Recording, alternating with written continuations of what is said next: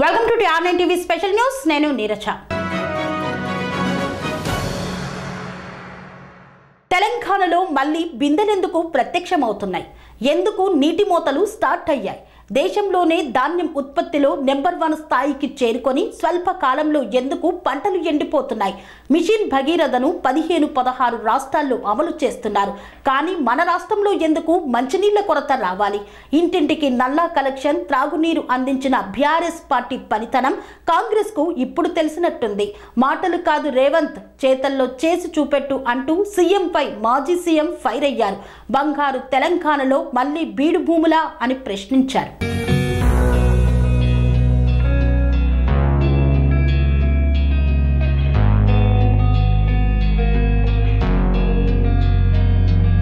BRS పాలనలో అద్భుతంగా మారి ఉన్నత శిఖరాలకు చేరుకొని దేశంలోని ధాన్యం ఉత్పత్తిలో నెంబర్ 1 స్థాయికి చేరుకొని ఇంత స్వల్ప కాలంలో ఎందుకు ఈ బాధకు గురి కావాలి?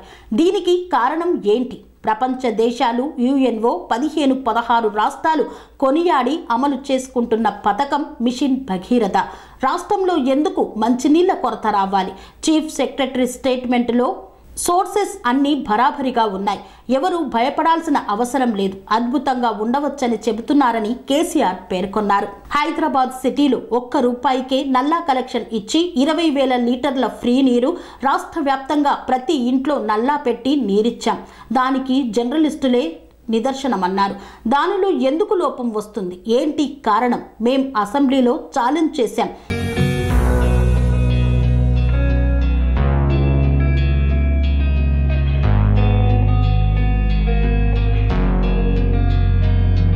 నేను స్వయంగా ముఖ్యమంత్రిగా ఉన్న సమయంలో ఈ టర్ములోగా భగీరథ కంప్లీట్ చేయకపోతే వచ్చే ఎన్నికల్లో తమ పార్టీ పోటీ చేయదని, ఓట్లు అడగదని ఛాలెంజ్గా చెప్పి పథకాన్ని పూర్తి చేశాం.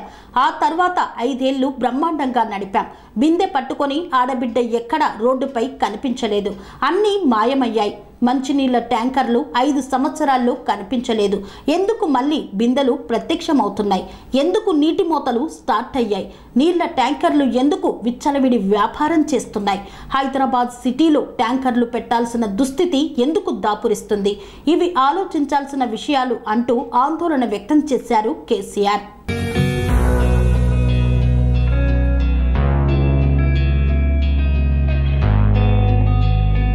1.5 సంవత్సరంలో చాలా దారుణంగా ఉన్న విద్యుత్ రంగాన్ని సుమారు 35,000 కోట్లు ఖర్చు చేసి రకరకాల పద్ధతులు అవలంబించి సెంట్రల్ ఎలక్ట్రిసిటీ అథారిటీని సంప్రదించి మెదడును కరగతీసి విద్యుత్ రంగాన్ని అద్భుతంగా తీర్చిదిద్దాం.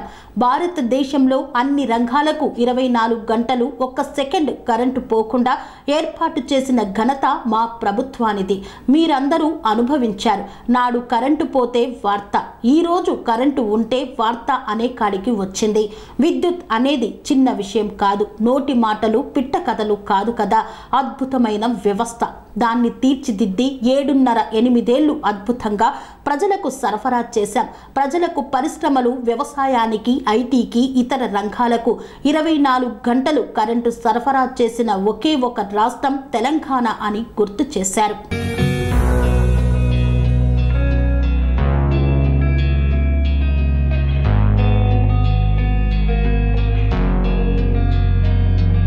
ఒక అగ్రగామి రాష్ట్రం. ఆ రాష్ట్రానికి ఏం చెదలు పట్టింది ఈరోజు? 100 రోజుల్లో ఇంత అస్తవ్యస్తం ఏంది? దాంట్లో ఉన్న తమాషా ఏంది? కొత్తగా నడిపించేది ఏమీ లేదు, కొత్తగా మొద్దులు మోసేది లేదు, కట్టెలు కొట్టేది లేదు, కొత్త గడ్డపారలు పట్టి తవ్వేది లేదు. ఉన్న వ్యవస్థ ఉన్నట్లు నడిపించలేని అసమర్థత ఏంటి? అశక్తత ఏంది? కట్టిన ఇల్లు పెట్టిన పొయ్యే కదా. దాన్ని నడిపించే తెలివి లేకపోతే ఎలా?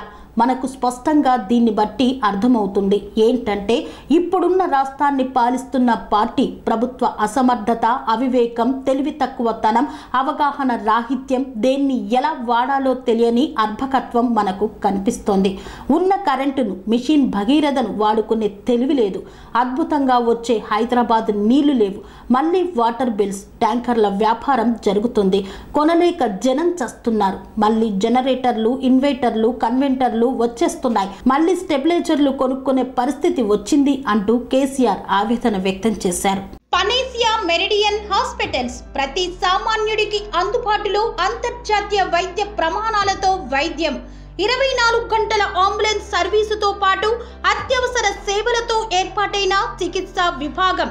మా దగ్గర గుండె సంబంధిత, మూత్రపిండ, కాలేయ, కంటి జబ్బులకు, మోకాళ్ల శస్త్రచికిత్సతో పాటు కోవిడ్-19, బ్లాక్ ఫంగస్ వంటి వైరస్లకు, అన్ని రకాల ఆరోగ్య సమస్యలకు నమ్మకమైన అత్యాధునిక వైద్య చికిత్సను అందిస్తున్న హాస్పిటల్ పనేసియా మెరిడియన్ హాస్పిటల్స్.